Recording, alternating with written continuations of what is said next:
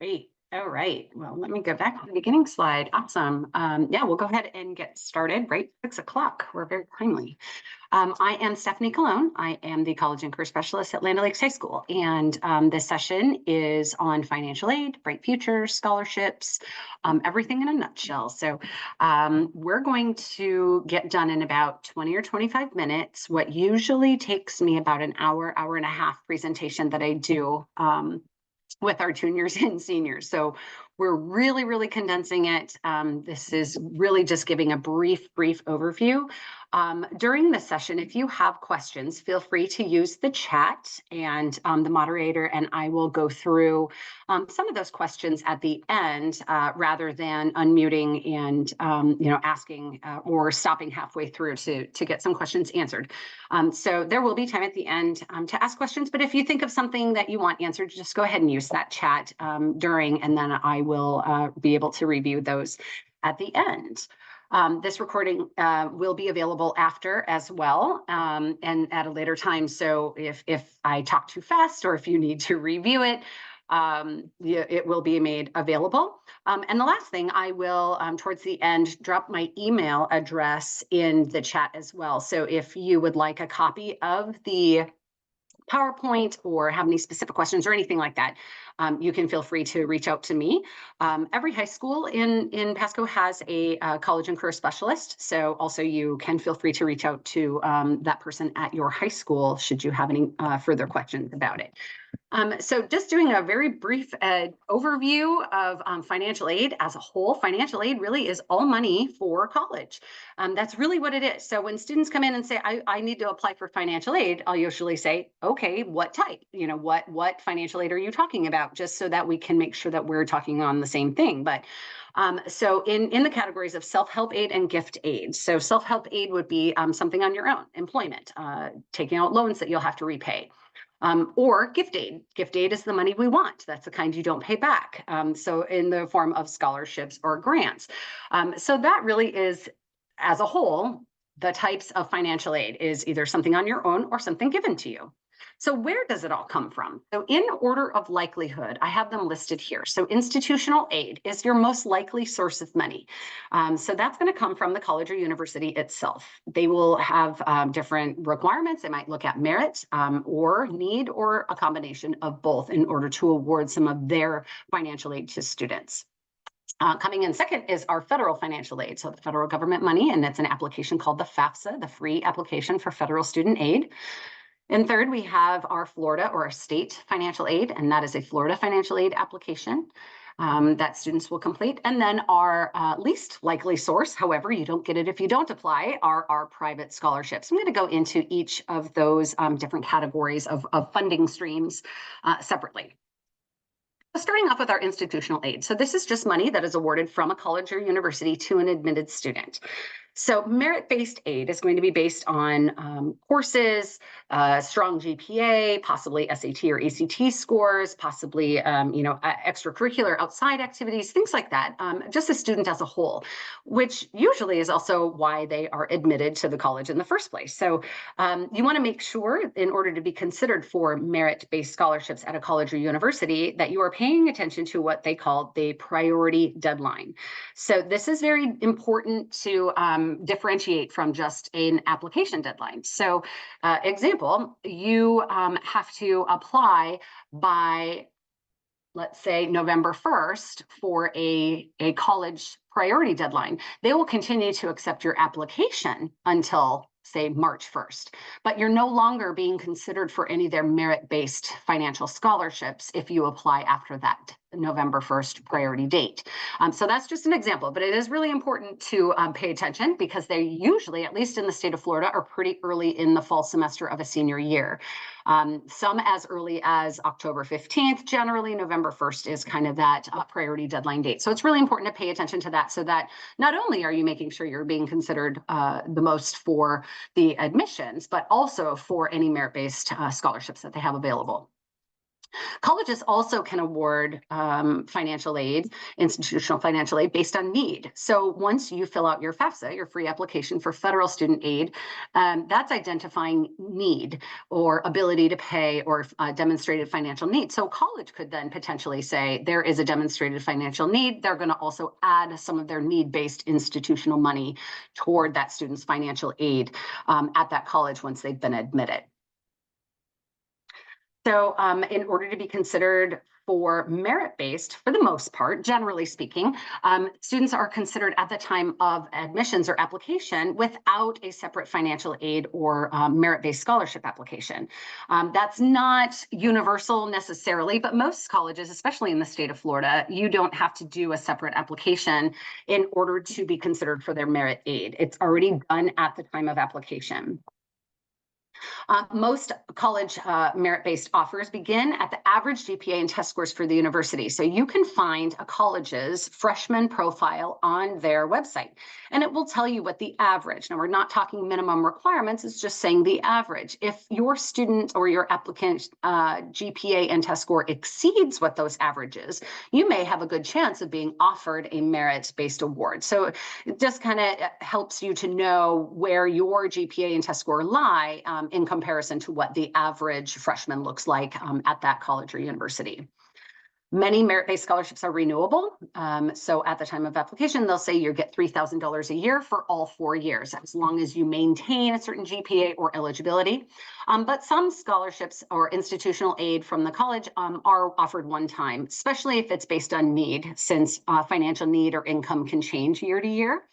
But many of those merit-based scholarships are renewable for an entire duration up until a student earns their degree. And fourth, a yearly FAFSA, the federal financial aid application, may be required for most of the university awards, especially need-based, of course, but sometimes a college will still require that a student fill out a FAFSA if they're going to be awarded any merit-based aid on, GPA or SAT or ACT scores. All right, so now we're looking at the federal financial aid. So our federal government has money that they set aside to help students go to school. There's different funding streams or pots of money with this one single application. If you fill out FAFSA in the past, it has changed this year. It opened a little later and it's much shorter, which is a good thing, but there's also some glitches and some delays. So if you are in the thick of that, I feel you. It's been a challenge this year, but I think in the long run, it's going to really be a good thing. It went from about 108 questions down to about 35. So that's been really helpful, I think, for students. And in theory, they're supposed to be able to identify more students being eligible for some of the money. But this is what the application looks like. It's at studentaid.gov. That's where you'll do the single application, the 24-25 FAFSA. If you have a student who's starting in the summer term, that will actually be the 23-24 in addition to the 24-25, since the FAFSA operates on a school year similar to us. So it's fall, spring, and summer. And so a FAFSA is something that's done annually. So it opens fall of senior year. So it just opened December 31st. And then it's done every fall for the following school year, looking at income, household income, family size, earnings, and assets. So here are all the federal aid programs through FAFSA.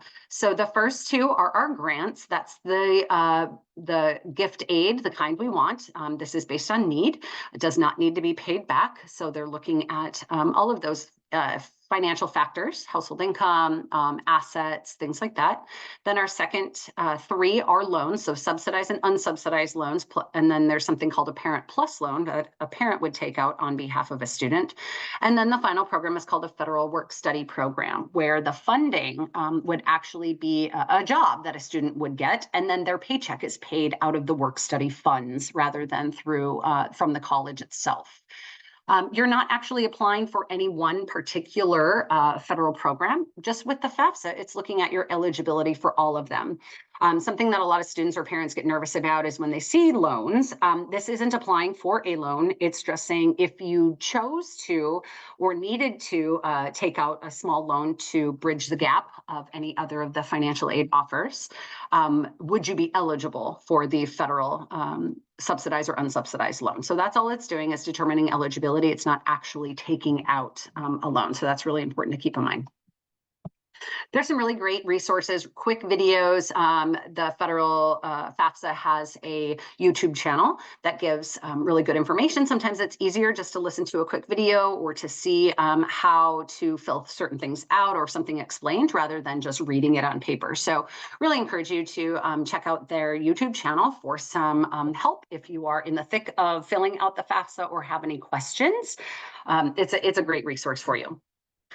So our third category of funding is our state financial aid. So the Florida Financial Aid application, the FFAA, is found at floridastudentfinancialaid.org. Many people refer to this as the Bright Futures application, which it includes that scholarship, but there's also many, many others that you'll see listed here. So the state financial aid application, the FFAA, opens October 1st of senior year. And they have different timelines and deadlines. I encourage all students to fill out as close to October 1st as possible. Go ahead, get it done, get it out of the way. You don't need to meet all of the Bright Futures criteria until the end of the school year. So there's no harm in filling it out as early as possible. So it is done October 1st of senior year. It's found right on that website, that Florida Student Financial Aid. And it's actually a very quick application. I timed a student the other day. It took us less than 10 minutes to fill it out, start to finish. Once you get it done, then you're being considered for all of those scholarships in addition to Bright Futures. So here's a quick snapshot of the different levels of Bright Futures. Most of our students are looking at the academic or the medallion level. The Gold Seal Vocational is the third all the way to the right, and that is looking for students who completed a vocational program in high school. So such as in Land O'Lakes High School, a student may do culinary 1, 2, and 3, or child development 1, 2, 3. And if they completed a vocational program and are pursuing a vocational education, meaning Associate of Science, a diploma, a certificate, something like that at a community college or technical college, they could be awarded that Gold Seal Vocational Scholarship. The next two are the ones that could be used at a community college, state college, or university. The Gold Seal Vocational can only be used for the technical programs, cannot be used for an AA or a bachelor's degree, but the medallion and the academic can. So if we're looking at the Florida Academic Scholar all the way to the left, that's the highest requirements, but also the highest award. So it's a 3.5 recalculated GPA, looking at 16 high school credits only. So it's looking at 4 English, 4 math, 3 social studies, 3 science, and 2 consecutive world language courses. They're looking at 100 community service and or work hours. They can be added together, and it's 100 as the minimum requirement. And then SAT or ACT or a test that's been added this year called the CLT. Those scores are what they call super scores. So if a students take a test more than once, so they will look at the subtests across testing dates to pick the highest of the subtests to average out, which usually results in a higher average. And it's not all of the tests, it's just one or both. And when they're evaluating, once a student meets that requirement and has the application submitted by their deadlines, it would pay up 100% of the tuition and fees for up to 120 credits or a bachelor's degree at a public in-state institution. So public school, meaning USF or PHSC, things like that, as long as it's in the state of Florida, it will cover up to that bachelor's degree equal to the total cost of the tuition and fees. The medallion level is that next level down. It's got a little bit lower requirements, 3.0 GPA and those same 16 credits, 75 community service hours, or if they're using work hours, the minimum for community service and work added together, or just work is 100. And then the SAT, ACT, and CLT scores are listed there. The Medallion Scholar Award pays up to 75% of the tuition and fees for a bachelor's degree, or if a student chooses to go to a community college or state college for the Associate of Arts, that first 60 credits of a degree, that AA degree would be covered at 100%. And then when transferring to a university, it drops to the 75. Scholarships are probably what I get asked about the most, and are the biggest challenge, just because there isn't any specific trick or way or finding them. It's really just about finding and applying to as many as you can. That's really what it is. They can be found through corporations, businesses, nonprofits, banks, employers.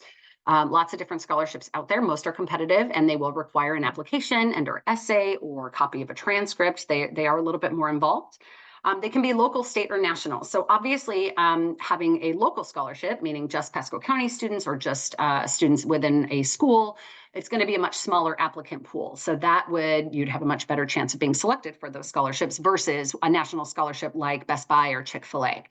I always tell students try to focus on more of those smaller, more local ones, just because you'll have a better chance of being selected. However, if you've got time, you find a national scholarship, go ahead and apply. You're obviously not guaranteed, you're guaranteed not to be chosen if there is no application. So if you have time, go ahead, throw your name in the hat, see if you get chosen. However, the smaller applicant pool has a much better chance for you being selected. Using a variety of websites to just search for what's available.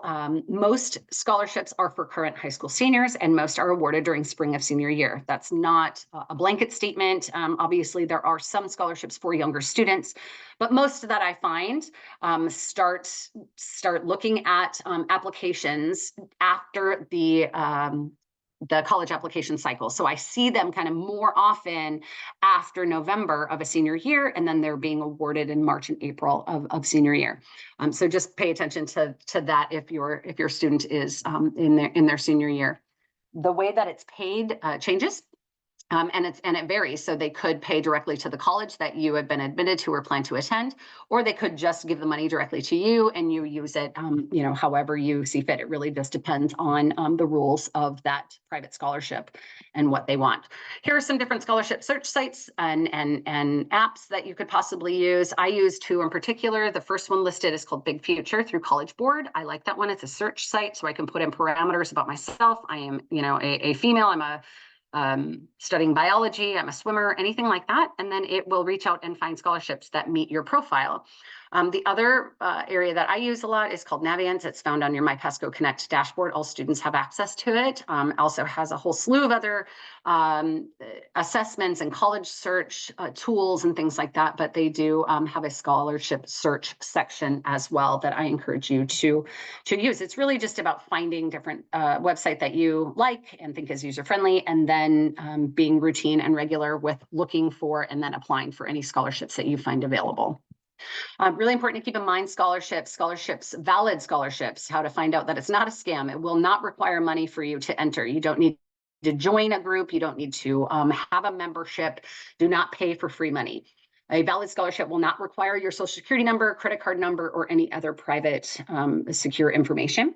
They should not require any phone call or business visit or anything like that after applying. You shouldn't have to comply with any follow through, and it should require an application or essay. There are scholarships that have a drawing or a sweepstakes, but your chances of being selected are very, very small. It is very similar to like a lottery. So just know if you're willing to put in a little bit of effort and you're willing to be consistent, you can really get a lot of consideration for some of those scholarships, but they will likely require an application or essay or be a little bit more involved than simply a drawing. Before we take some questions, I just wanted to share out just some different resources that I use and share out on a regular basis with our students and parents at Land O'Lakes. And so especially the college comparison tools and net price calculators seem to be really helpful when you're trying to shop around for what's the most valuable, the scholarships and how much a college actually will cost out of pocket. The state, federal, and then a local scholarship application for seniors are all listed right there, as well as some of those private scholarship search websites. So with having 5 or 10 minutes or so left, we can look at the chat, see what what questions you have about different scholarships, or can feel free to type in or. It doesn't look like I don't see any chats as far as questions as of right now. Stephanie, I have a few in my chat, if you don't mind. When do the community service work hours start, counting for Bright Future scholarships? Good question. So official promotion from 8th grade. So basically the summer before 9th grade starts up until the day they graduate. I can take any of those hours from that time on. It doesn't need to be annual. It doesn't need to all be turned in all at once. You can do 1 hour at a time, or you can turn all 100 in at once. And every high school has a little bit different process as far as submission or things like that. But generally, they'll take anything from summer before 9th grade up until the day they graduate. All right. Next question. Does the Medallion Scholarship pay for an AS? Yes, it can pay towards an AS degree. Yes. And that's the interesting thing also with Bright Futures. I'm going to go back to that slide actually. So an AS degree is Associate of Science. It is a technical degree, but it's going to be about 2 years. So example, like nursing. So an RN degree at a PHSC is an Associate of Science. It will. And with Bright Futures, you don't specifically apply for one specific scholarship. You don't apply for the Medallion Scholar. If you meet that qualification, that's what they award you. They will award you the highest award that you're eligible for. But yes, it can pay towards an AS degree. All right, for the Bright Future Scholarship requirement, can I have a combination of community and work hours? Correct. That did change actually this past year, that they're allowing them to be added together. And you can see on the slide it will show. So if you're adding them together for the medallion, it would still need to be 100 added together, community service and or work. If you are in the medallion level and you are only using community service and no work, then it can be 75.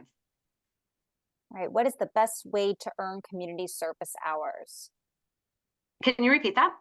What is the best way to earn community service hours?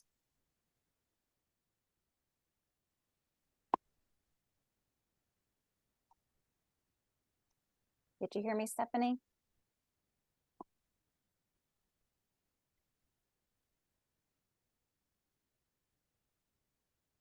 Stephanie, are you there? I am here. All right. Did you hear me, or did you need me to repeat one more time? Yeah, can you repeat one more time? I did not hear. Absolutely. What is the best way to earn community service hours? I mean, it's volunteering. And so there's lots of opportunities out there. I don't have a list available for students because I'd rather them pursue or do an activity that they're interested in or passionate about. There's very common local organizations. You can always check like animal shelters or different environmental groups. I always tell students, talk to your friends, find out what they're doing. Google's a fantastic thing. But really I want students to be involved in things that they enjoy. If I don't want to recommend being a camp counselor if they don't enjoy being around kids. So, I encourage them to look for things that they're interested and passionate about. And then just getting involved in tracking those hours. All right, some questions about presentation. This session is being recorded and will be shared with you all. And Stephanie will share her email if you would like to have the presentation, but we're happy to share those with you. I'm going to type my email right in the chat right now. It was also in the session when you signed up as far as my email contact. And I'm happy if you wanted to shoot me an email sometime in, today, tomorrow, and just say, hey, can I get a copy of the slide? I'm happy to forward the presentation slides directly to you. All right, there's a question about when is something like this offered at Land O'Lakes? I'm wondering if it's about the presentation. Yeah, for me, myself at Land O'Lakes High School, I offer it's a full hour and a half of funding your education at Land O'Lakes High School in the fall of senior year. So we do it usually around between September. This past year, I did it in November. I just held a junior night talking about college applications and Bright Futures and financial aid. So it's offered a couple of times a year, usually for students, at least at Land O'Lakes High School, but every career specialist at their high school does offer something similar. It may not be the exact same schedule as mine, but everybody does kind of the same thing for their students. I just saw a question about how do you record community service hours and do you have a form? So I know at Land O'Lakes High School, we do have a form. However, our exact log form is not required. I just need some sort of documentation. If the organization writes a statement that says this student did this many hours, on these dates, that's sufficient instead of our official documentation log. I know for myself, I'm the one that collects and records for all 2,300 of our students, and I'm very flexible as far as if I have something that shows and proves what you did with an adult signature, that's going to be sufficient. All right. Does Bright Futures still accept church volunteer hours? So Bright Futures doesn't accept any of it. We do. So it's based on the high school and the person approving hours. And so the way that the church thing, it's always been kind of a thing going back and forth. But generally speaking, if you are serving the community greater than the congregation itself, it will be approved. So example of, doing VBS. Well, then you're a youth mentor. You are serving the community greater. Yes, that would be, counted. If you are working in the altar or singing in the church band and it's only serving its own congregation, then generally no, those would not be. It just needs to be more community focused rather than internal, if that makes sense. I just always encourage students before you start, if there's a question at all, talk to your counselor or talk to your career specialist about that service, just to get, I just wouldn't want somebody to do 100 hours of something and then find out that it wouldn't be countable. Just have a discussion, ahead of time if you're just unsure. All right. Does receiving Bright Futures affect receiving other scholarships? It can, but I haven't usually seen it be an issue. When it comes to financial aid, it's kind of a confusing process, and probably why my presentations usually last over an hour on this topic. You're not allowed to have more financial aid awarded from all funding sources more than what the total cost of attendance is in that college. So potentially, if a student gets institutional aid, so a scholarship from, let's say, USF, plus they get the full Bright Futures, plus they get a bunch of private scholarships, I mean, potentially they could be over the amount allowed for the total cost of attendance. I really haven't seen it be an issue because the total cost of attendance includes different categories such as travel or personal, which are indirect expenses, not money that you have to give to the college, but just factored in as ongoing, maybe smaller expenses. And so, like I said, you could potentially, but I really haven't seen it actually happen very often for the award to be more than the total cost of attendance. All right. There is a question about which scholarship has the most benefits that covers dorms, stipends, food, tuition. I mean, there are a few, but obviously, let's say like the Benequisto Scholarship or something called Quest Bridge. I mean, those are highly, highly, highly competitive scholarships that may be, when they say full ride, they mean completely full ride, from A to Z. But obviously, those aren't the most likely. So again, just like with any other private scholarship, if you have time, sure, go ahead, absolutely apply for it. But you're not going to put all your eggs in one basket and kind of think that that's the only way that you would be funding your entire education. You're more likely to grab from all of those different funding streams, some of the institutional aid by having strong merit, or some federal aid or things like that. I'm going back to the beginning where we show your best bet to try to cover everything would be trying to grab some of the financial aid or monies from all four of those funding streams.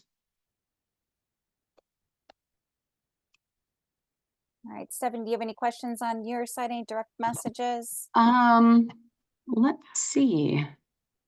Copy of the slide deck you've already, no. Oh, well, I got a really nice compliment from a mom, so thank you for that. That was nice. But no other questions as of right now. All right, so I think because you've addressed already the community service hours, the form, how to document all of that as well. Yeah. So I think we're all caught up. Unless there's any more questions, we're happy to help you. Okay. And we've got about 2 minutes left. So I guess I'm just going to kind of sit and hang out and wait for the next couple of minutes. If anybody has any individual questions, you can feel free to direct message me, or you can just unmute yourself and ask. Otherwise, we'll probably stop the presentation in just 2 minutes, but I'll just hang out and wait for now.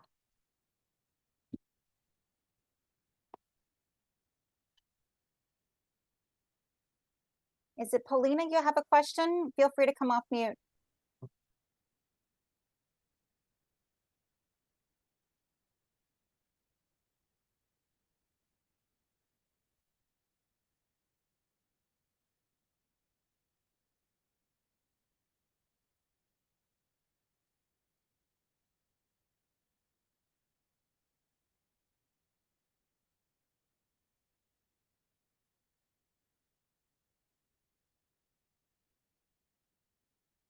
So Stephanie, I was direct messaging with Polina. She's having some difficulties unmuting. Let me see if I can go back to her question.